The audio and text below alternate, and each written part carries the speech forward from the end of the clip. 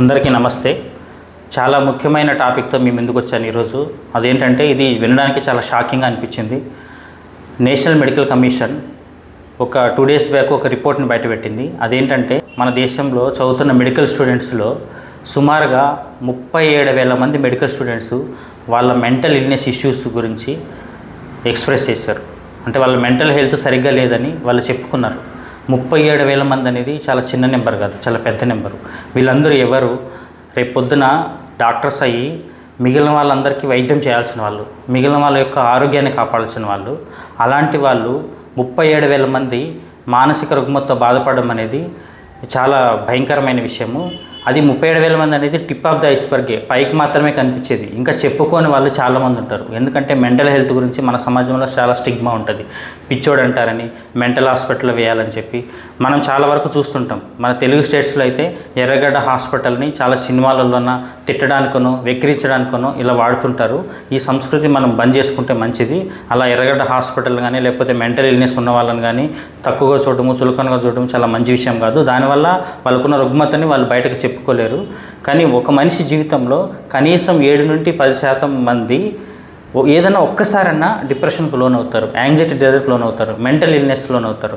మామూలు జ్వరము, సర్ది, దగ్గు, వాంతులు, మోషన్స్ లాంటి ఇల్నెస్సే మెంటల్ ఇల్నెస్ కూడా. వీటికి ఎలాగో మెడిసిన్స్ ఉంటాయో, వీటికి ఎలాగో ట్రీట్మెంట్ ఉంటుందో, వీటికి తీసుకోవాల్సిన జాగ్రత్తలు ఎలాగ ఉంటాయో మెంటల్ ఇల్నెస్ కూడా అలాంటిగా మెడిసిన్ ఉంటుంది, అట్లాగే తీసుకోవాల్సిన జాగ్రత్తలు ఉంటాయి. అది ఎవరికి వచ్చినా ప్రమాదం, డాక్టర్స్కి వస్తే ఇంకా ప్రమాదం. ఎందుకంటే చాలా కష్టపడిన తర్వాత ఒక డాక్టర్ని సమాజం తయారు చేస్తుంది. ఆ డాక్టర్కి డిప్రెషన్కి గురయ్యే డాక్టర్ సూసైడ్ చేసుకొని ఏదైనా జరిగితే అది చాలా నష్టం జరుగుతుంది సమాజానికి, ఆ కుటుంబానికి. ఇది మంచి విషయం కాదు. సుమారుగా డాక్టర్స్లో సూసైడల్ రిస్క్ మామూలు పాపులేషన్తో కంపేర్ చేస్తే 2.5 times ఎక్కువగా ఉంది. Last 5 yearsలో 130 members medical students suicide చేసుకొని చనిపోయారు. యావరేజ్గా మనం స్టాటిస్టిక్స్ తీసుకుంటే ఒక్క సంవత్సరంలో 400 మంది డాక్టర్స్ సూసైడ్ చేసుకుంటున్నారు ఏదో ఒక కారణంతో. 30% డాక్టర్స్ మెంటల్ ఇల్నెస్ సఫర్ అవుతున్నారు. అవుట్ ఆఫ్ 100 డాక్టర్స్ 100 మంది డాక్టర్లో 30 మంది మానసికమైన వ్యాధితో బాధపడుతున్నారు. ఆ 30 మందిలో సుమారుగా 17% మందికి సూసైడల్ థాట్స్ వస్తున్నాయి, ఆత్మహత్య చేసుకోవాలని ఆలోచన వస్తుంది.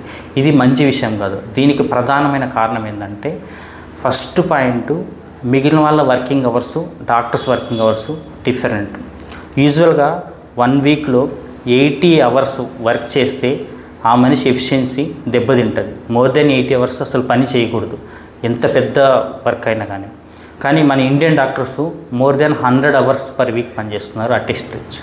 ఇది చాలా ప్రమాదకరం. దీనివల్ల బర్న్ట్ అవుట్ ఫీలింగ్ వస్తుంది.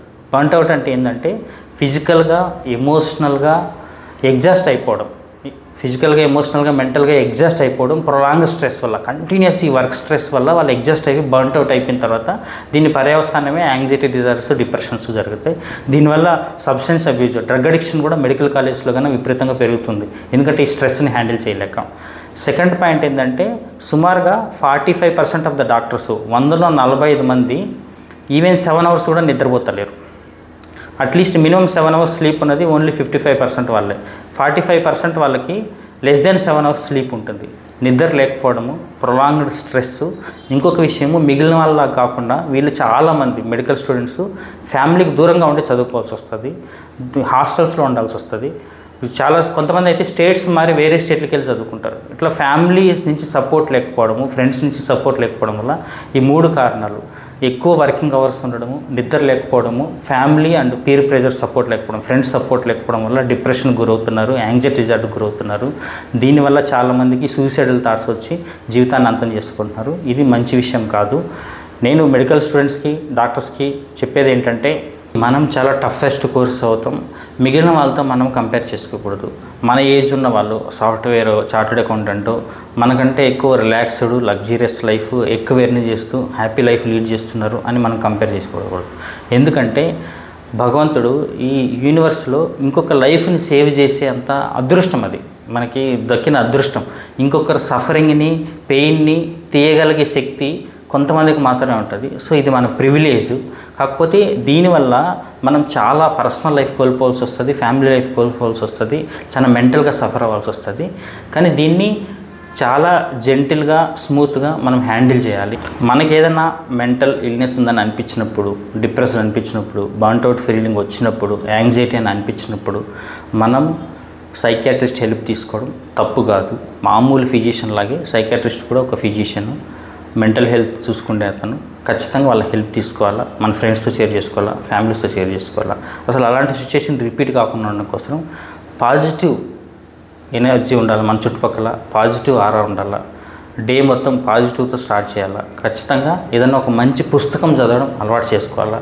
చాలామంది గ్రేట్ లీడర్స్ లైఫ్ చదివితే మనకి అర్థమవుతుంది వాళ్ళందరూ కూడా మనకంటే ఎక్కువ కష్టాలు అనుభవించుంటారని. అప్పుడు మనకు వచ్చిన కష్టం చాలా చిన్నది అనిపిస్తుంది.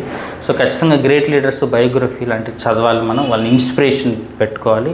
అట్ ద సేమ్ టైం వీలైతే ప్రాణాయామ, యోగా, మెడిటేషన్ లాంటివి చేయాలి. టైం దొరికినప్పుడు ఫ్యామిలీతో టైం స్పెండ్ చేయాలి, ఫ్యామిలీ మెంబర్స్తోనో ఫ్రెండ్స్తోనో మన ప్రాబ్లమ్ సాల్వ్ చేసుకోవాలి. ఖచ్చితంగా హెల్ప్ తీసుకోవాలి. మెంటల్ ఇల్నెస్ మనది సౌండ్గా లేవు, మనం మెంటల్గా ఏదైనా ప్రాబ్లం వస్తుందంటే హెల్ప్ తీసుకోవడానికి మనం నామోషి పడకూడదు, సిగ్గుపడకూడదు, మొహమాట పడకూడదు. Thank you.